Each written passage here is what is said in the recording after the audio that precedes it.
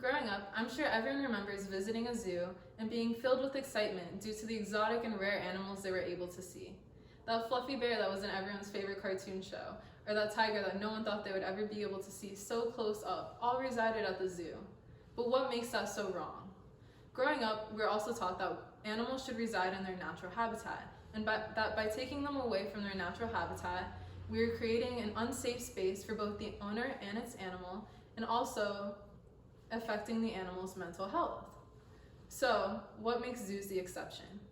In a journal entry called Assessments of Welfare of Zoo Animals by Sarah Wolfenson, she spoke about how these animals often suffer from depression and develop unusual behaviors. I chose to speak on this topic today because of the immense passion I have for animals and the strong belief I have that they should be treated better. Promoting animal welfare and standing up against animal cruelty is a widespread issue that should be more spoken of. Thus being said, today I will speak about the detrimental effect that keeping wild animals in captivity can have both on the animal's mental health and owner safety. And hopefully by the end of this speech, listeners will gain a newfound perspective as to why these animals should remain in captivity rather than in the wild rather than in captivity. Now I will introduce my 3 points. My first point is depriving natural life. By depriving these animals of natural life, we are taking them away from their habitat and putting them in cages where they should not reside. In my second point, animals in distress, I will highlight just how taking these animals away from their natural habitat can affect their mental health. In my third point, unsafe keeping, I'll explain why these animals create an unsafe environment for both the owner and themselves. Now that I've introduced my 3 points, I will now move on to my first point, depriving animals natural life. By depriving them natural life, we are taking them away from the habitat that they were born into, where they naturally reside and where they should remain to reside.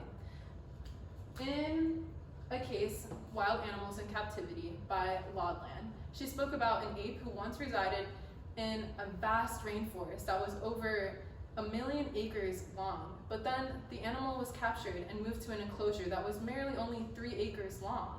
That doesn't sound very right to you, does it? These animals are also deprived of their natural hunting abilities, their natural herds. Wings are even clipped of most birds, and these animals are essentially isolated. Now that I've spoken about how we deprive these animals of natural life, I will now speak about how this can cause distress in animals. Since I've spoken about how exactly we take these animals out of their home, this also causes a lot of stress on these animals. These animals can develop a mental illness called zoochosis, which they basically develop unusual behaviors. Some of these unusual behaviors include aggression, depression, stress, anxiety, and due to all of these side effects of zoochosis, they can even have a shorter lifespan. As was said by the difference in age species mortality between wild-caught and captive-born Asian elephants by Laude Para, he spoke about how Asian elephants in the wild normally have a lifespan of 54 years, but then in captivity, their lifespan is only 16 years. That is less than half of their lifespan in the wild, and that's not right. Now that I spoke about how this can cause animals distress, I will now speak about the unsafe keeping that these animals can provide. I spoke earlier about zoochosis and how this can affect how an animal usually acts. They develop unusual behaviors, including aggression, and since these animals develop aggression, they tend to act out in rage. And because of this, in the past 4 years alone, 57 people have died due to animals in captivity.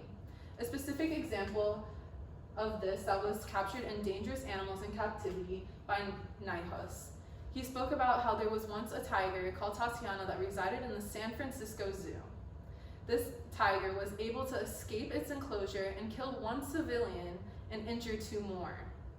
This would have been easily prevented if the animal was residing in its wild, natural habitat instead of a zoo enclosure. Now that I've spoke about just how unsafe these animals can make their owners' lives, I will now summarize what I spoke about throughout this PowerPoint. So my first point was that animals in captivity deprive natural life. And basically, by depriving them of natural life, they can also have negative mental effects, such as zoochosis is when they develop abnormal behaviors. And because they develop abnormal behaviors, they can also be responsible for many deaths and injuries of human lives each year.